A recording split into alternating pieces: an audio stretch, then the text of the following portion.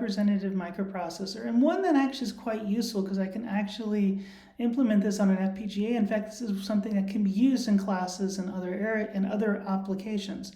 We're going to call this the SCOMP processor, just a simple computer processor.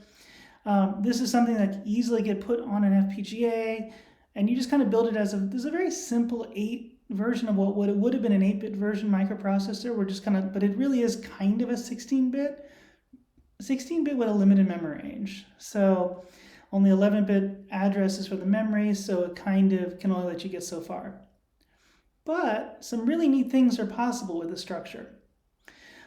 You certainly can get a very simple AAU and add, subtract, shift logic. So a lot of things that you'd imagine. One register, which is an accumulator.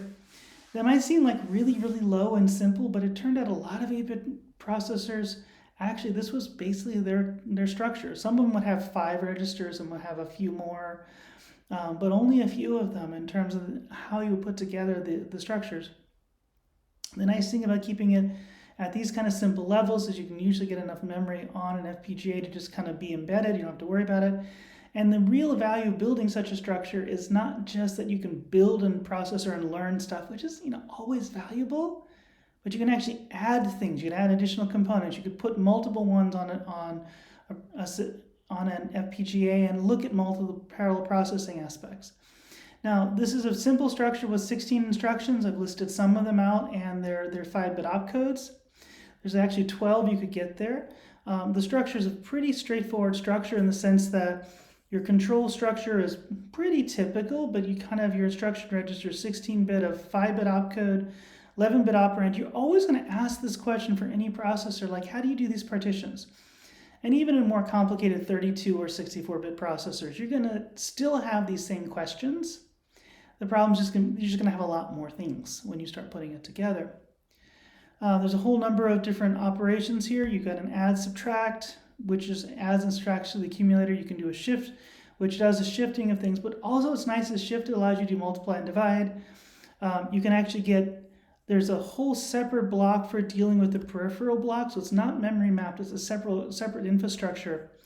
And that allows you to really put lots and lots of additional structures on there. So you have the ability to have input and output going from that data line, which 16-bit data line, into the accumulator. And you can actually address it. So in theory, you could have like 2,000 ports on here. Yay, lots of things you could do with that. You do have the ability to do call and return for subroutines. And so a number of very familiar looking aspects. The ALU is very simple.